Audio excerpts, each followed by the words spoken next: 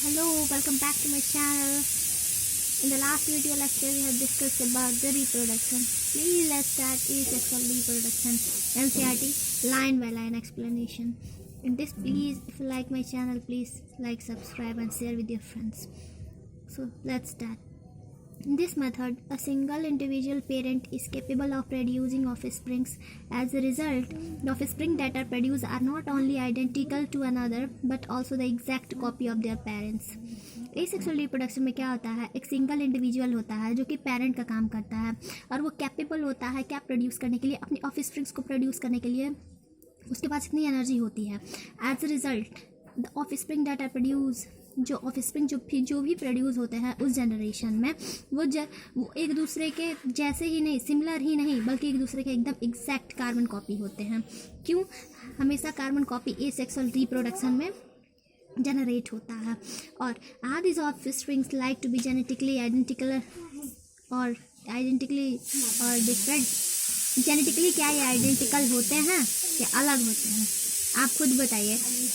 जब exact carbon copy होते हैं अपने पेरेंट्स के तो ये हमेशा जेनेटिकली सिमिलर होंगे. और जेनेटिकली सिमिलर कोई ऑर्गेनिज्म होगा तो उनके लिए एक वर्ड यूज़ किया जाता है, जिसका नाम क्लोन होता है. नेक्स्ट लाइन में वो आपको बताया गया है. The term clone is use to describe such morphological and genetically similar individuals. Clone एक ऐसा वर्ड है जो कि यूज़ किया जाता है किसको डिस्क्राइब करने के लिए, मॉर्फोलॉजिकली और जेनेटिकली सिमिलर इंडिविजुअल जो होते हैं, जो भी उस जनरेशन में ऑफस्प्रिंग्स के रूप में जन्म लेते हैं, उन्हें कहा जाता है. और एक और ये क्वेश्चन आपसे जनरली बोर्ड एग्जाम में पूछा जाता है, व्हाट इज़ क्लोन. तो आप हम एनसीईआरटी की लाइन रेफर करेंगे तो ज़्यादा बेटर रहेगा. एक और वर्ड होता है ramet. Member of each clone is called a रैमिट.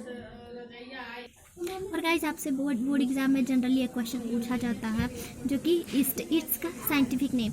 East का साइंटिफिक नेम होता है सैक्रोमाइसी सेरेवेसी. इसकी स्पेलिंग बहुत ज़्यादा मिस्टेक होती है. बहुत ज़्यादा बच्चे बहुत ज़्यादा मिस्टेक करते हैं इसकी स्पेलिंग में. प्लीज़ इसकी स्पेलिंग का स्क्रीनशॉट ले लें. फिर 1.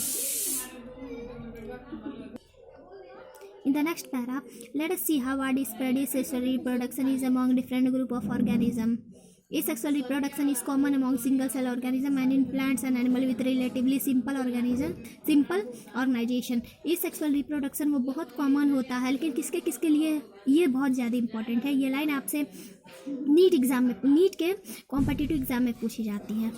एंड इन प्लांट्स एनिमल, लेकिन कौन से animal with relatively simple organisation.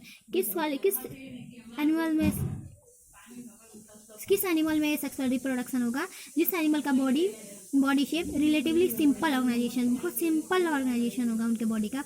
बस वही mode of reproduction asexually perform करते हैं. बाकी सारे animal sexual mode of reproduction को प्रीफर करते हैं. आगे हम लोग पढ़ेंगे.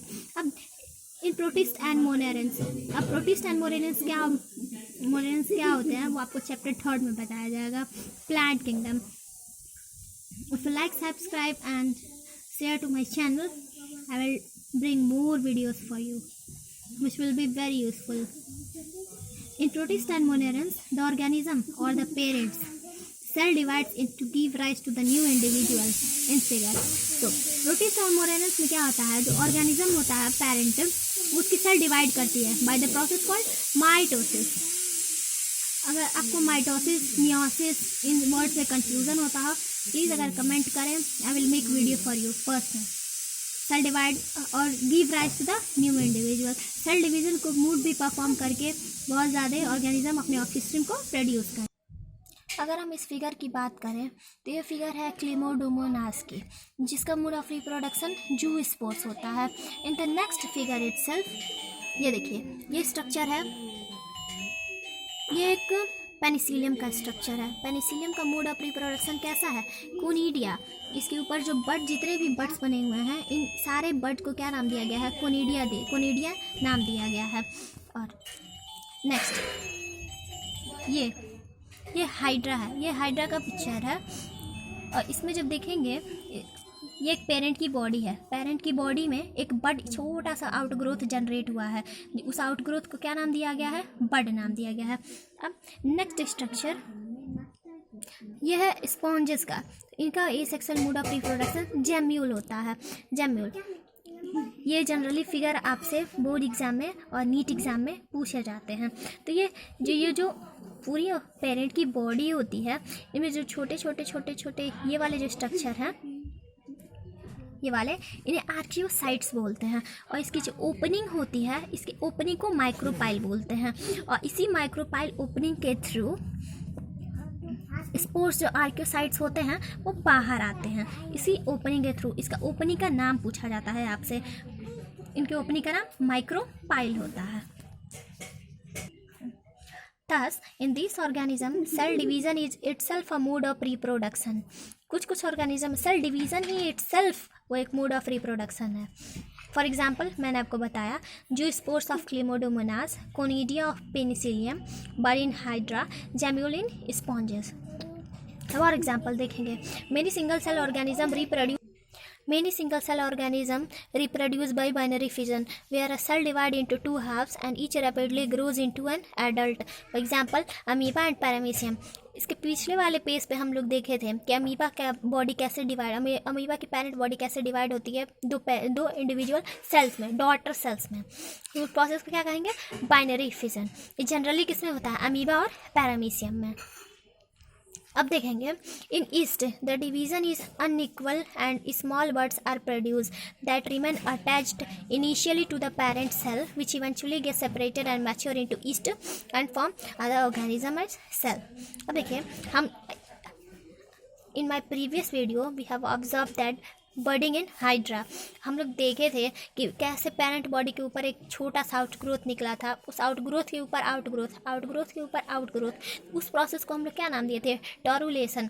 लेकिन नॉर्मल बस एक पेरेंट के ऊपर एक बर्ड जनरेट होगा तो उस प्रोसेस को बर्डिंग नाम देते हैं। और वो क्या होता है? That remains attached initially to the parent cell. वो अटैच रहेगा किससे? इनिशियली तो अपने पेरेंट बॉडी से अटैच रहेगा, क्योंकि अगर किसी भी ऑर्गेनिज्म को जिंदा रहना है तो अपना न्यूट्रिशन का प्रोसेस कंटिन्यू किया रहेगा। वो न्यूट्रिशन कहाँ से लेगा? अपने पेरेंट के बॉडी से लेगा, which eventually get separated and mature to new organism. और वो सेपरेट हो जाएगा, पर कब होगा? जब वो अपने आप एक मैच्योर फॉर्म में हो जाएगा, उसके बाद से वो सेपरेट हो जाएगा, फिर न्यू ईस्ट की बॉडी के तरह वो सर्वाइव करेगा अपने इन्वायरमेंट में। Member of kingdom fungi and simple plants such as algae reproduce through special asexual reproduction through asexual reproductive structure. The most common of these structure are zoospore that are usually the microscopic motile structure. Other common asexual reproductive structure are conidia, example Penicillium, bud, hydra and gemmule sponges. अब इस para में हम देखेंगे member each kingdom किसके? Fungi के। और simple plant कैसे? Algae कैसे रिप्रोड्यूस करता है? Through asexual mode of reproduction. The most common type of this structure are zoospore. Zoospore एक मोटाइल स्पोर होता है that usually are microscopic motile structure, ये मूव करेंगे। और जूस्पोर हम किसका एग्जाम्पल लिए थे? क्लेमोडोमोनास। आप प्लीज़ याद रखेंगे, एग्जाम्पल्स बहुत ज़्यादा पूछे जाते हैं नीट एग्जाम में। That other common asexual reproduction are conidia, Penicillium मैंने पहले ही आपसे बता दिया, bud, hydra and gemmule sponges. ये सारे नेम आपको बहुत काम आने वाले हैं, प्लीज़ आप इन्हें लर्न करें नीट लेवल के exam. You have learnt about vegetative reproduction in plants in class 11th. What do you think? Is vegetative reproduction also a type of asexual reproduction? Why do we say so? Is the term clone applicable to the offsprings formed by vegetative reproduction? इस para का मतलब बस ये है। देखिए, vegetative reproduction से आप क्या समझते हैं? रिप्रोडक्शन पर किसका? वेजिटेटिव पार्ट का। वेजिटेटिव पार्ट किसका हो सकता है? ऑब्वियसली प्लांट का हो सकता है। तो प्लांट में जो भी रिप्रोडक्शन होगा उसे हम वेजिटेटिव रिप्रोडक्शन कहेंगे। क्यों वेजिटेटिव रिप्रोडक्शन कहेंगे? क्योंकि वो प्लांट के किसी पार्ट को लेकर उसके बाद से उसका रिप्रोडक्शन होता है, इसलिए हम उसे वेजिटेटिव रिप्रोडक्शन कहेंगे। उसमें ये क्वेश्चन पूछा है, is vegetative reproduction also a type of asexual reproduction? Yes, क्योंकि वो अपने पेरेंट्स के जेनेटिकली सिमिलर होते हैं, और जो अपने पेरेंट्स के मॉर्फोलॉजिकली एंड जेनेटिकली सिमिलर होता है उसे क्या कहते हैं? Guess? Yes, clone. Right, clone कहते हैं। अब हम एग्जाम्पल्स देखेंगे। आप प्लीज़ एनसीईआरटी की ये वाली लाइन जरूर प्रीफर करें। Vegetative propagules in angiosperms, eye of potato, rhizome of ginger, bulbil of agave, leaf bud of bryophyllum, offset of water hyacinth. ये सारे एग्जाम्पल्स आपके नीट एग्जाम में पूछे गए हैं। इसका सबसे इम्पॉर्टेंट केस होता है बनाना। बनाना का केस बहुत ज़्यादा आपके बोर्ड एग्जाम में भी और नीट एग्जाम में भी पूछे जाते हैं। बनाना का वेजिटेटिव रिप्रोडक्शन क्या होगा? राइजोम होगा और सकर होगा। ठीक है, अब आपको ये वर्ड आपको बहुत दिक्कत करेगी, वेजिटेटिव प्रोपेग्यूल्स। वेजिटेटिव प्रोपेग्यूल्स किसे कहते हैं, उसे हम इसी वीडियो में अगले पैराग्राफ में पढ़ेंगे। While in animals and other simple organization, term asexual reproduction is used unambiguously. In plants, the term vegetative reproduction is frequently used. Asexual reproduction हम किसके लिए यूज़ करते हैं? एनिमल और सिंपल ऑर्गेनिज्म के लिए। लेकिन हम लोग वेजिटेटिव रिप्रोडक्शन किसके लिए यूज़ करेंगे? प्लांट्स के लिए। In plant the unit of vegetative propagation such as runner, rhizome, sucker, tuber, offset, bulbils, bulbs and are capable of give rise to the new offsprings. These structure are called vegetative propagules. मैंने अभी पूछा आपसे vegetative propagules क्या होते हैं? Vegetative propagules क्या होते हैं? यूनिट होते हैं किसके? वेजिटेटिव प्रोपोगेशन के। For example runner, rhizome, sucker, tube and offset, bulbs and bulbils. और ये क्या करते हैं? कैपेबल होते हैं, अपने आप खुद की एक क्षमता होती है क्या, अपने ऑर्गेनिज्म को प्रोड्यूस करने के लिए। Obviously, since the formation of this structure does not involve two parents, the process is asexual. अब मैं उसके पहले वाले पैराग्राफ में आपसे एक क्वेश्चन पूछा गया था, is vegetative reproduction also a type of asexual reproduction? तो कुछ लोगों ने आंसर दिया yes. Mention me in my comment. आपके लिए इसका आंसर क्या होगा? वेजिटेटिव रिप्रोडक्शन क्या होता है? टाइप होता है एसेक्सुअल रिप्रोडक्शन का या नहीं? होता भी है तो किस बेसिस पे होता है? उसका एक और हम लोग रीज़न दे सकते हैं, क्योंकि इस स्ट्रक्चर को फॉर्म करने के लिए, वेजिटेटिव रिप्रोडक्शन को परफॉर्म करने के लिए सिंगल पेरेंट ही काफ़ी होता है। It do not involve two parent का इन्वॉल्वमेंट नहीं होता। और जहाँ पर भी सिंगल पेरेंट का इन्वॉल्वमेंट होता है उस रिप्रोडक्शन के क्या कहते हैं? Asexual mode of reproduction. और ये क्वेश्चन जनरली आपसे बोर्ड एग्जाम में पूछे जाते हैं और उनके एग्जाम्पल्स नीट लेवल एग्जाम में पूछे जाते हैं। Now, in the next para, you must have heard about the scourge of water bodies or about the terror of Bengal. Yes, many of you have heard that about terror of Bengal. अच्छा, terror of Bengal आपसे मतलब आप क्या समझते हैं terror of Bengal से? जैसे कि बंगाल में एक टेरर हो गया था, पर कैसा टेरर? आगे देखते हैं। This is nothing but the aquatic plant water hyacinth. Water hyacinth जलकुंभी होता है, उसे हिंदी में जलकुंभी कहते हैं, which is one of the most invasive weed found growing wherever there is standard water. ये कुछ नहीं, बस एक वाटर हाइसिंथ है जो कि one of the most invasive weed, बहुत ज़्यादा इन्वेसिव, मतलब आप जहाँ पे भी उखाड़ के फेंकेंगे फिर वो वहाँ से जर्मिनेट कर जाएगा। लेकिन कहाँ पे ये पाया जाता है? स्टैंडिंग वाटर पे। जहाँ पे भी वाटर आपका स्टैंडिंग रहेगा, ना ही वाटर का कोई मोशन नहीं होगा, वो ये वहाँ पे पाए जाते हैं। और ये करते क्या है कि इन्हें टेरर ऑफ बंगाल कह दिया गया? भाई कुछ तो करते होंगे। It drains oxygen from the water. क्या करेंगे? वाटर H2O में क्या है? O है, O for oxygen, which leads to the death of fishes.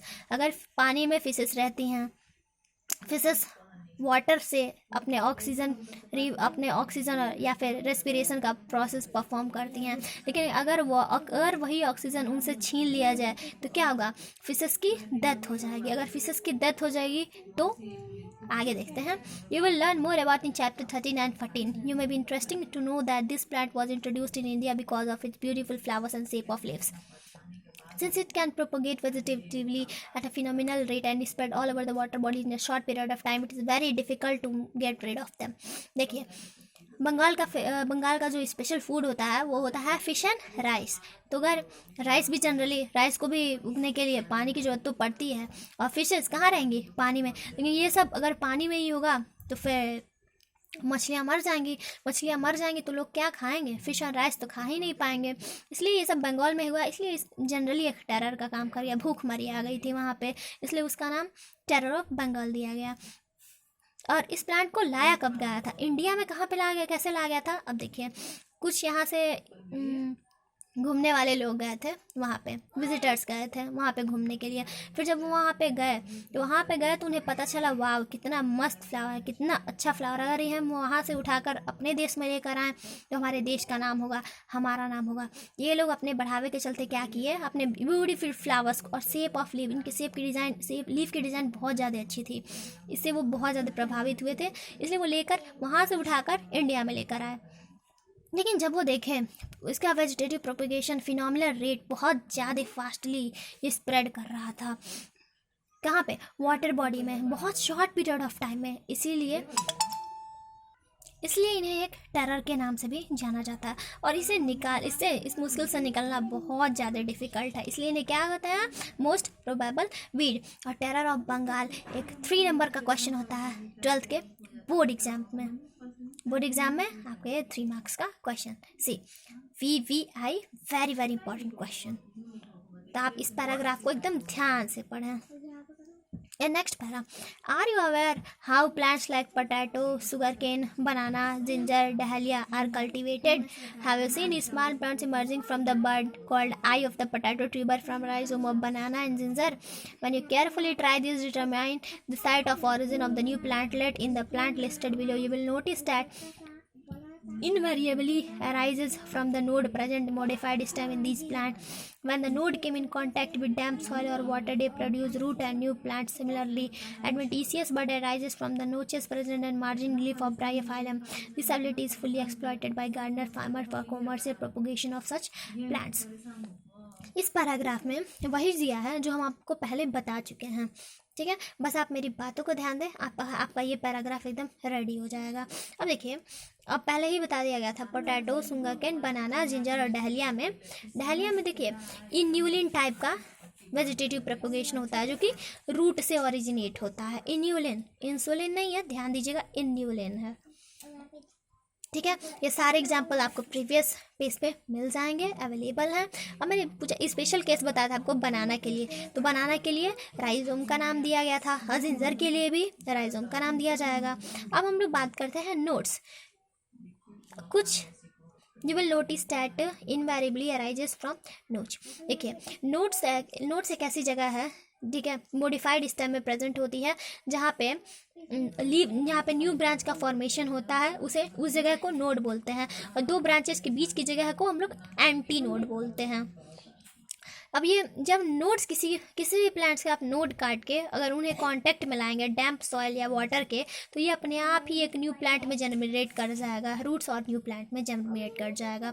Similarly किसके आप एडवेंटिशियस बर्ड ले लीजिए, जहाँ पे कहाँ प्रेजेंट है, ब्रायोफाइलम के लीव्स पे प्रेजेंट होगा। अगर वो लीव्स का बर्ड अगर गलती से नीचे गिर जाएगा तो वो नीचे से ही अपना न्यू प्लांट इंडिविजुअल के लाइफ में सर्वाइव करना स्टार्ट कर देगा। और इस एबिलिटी का बहुत ज़्यादा फायदा उठाते कौन, Gardner's and farmer commercial use के लिए। नेक्स्ट पैरा, अब देखिए आपसे 3 नंबर में एक क्वेश्चन पूछा जाता है बोर्ड एग्जाम में, differentiate between asexual and sexual mode of reproduction. तो इस क्वेश्चन को ब्रीफली आंसर करने के लिए मेरी वीडियोस को पूरी लास्ट तक देखें। एसेक्सुअल मोड ऑफ रिप्रोडक्शन तो मैंने आपको बता दिया, बचा है सेक्सुअल रिप्रोडक्शन, वो हम आपको नेक्स्ट वीडियो में बताएंगे। चलिए तब तक हम लोग इस लास्ट पैराग्राफ को भी देख लेते हैं। It is interesting to know that asexual reproduction is common method of reproduction in organism that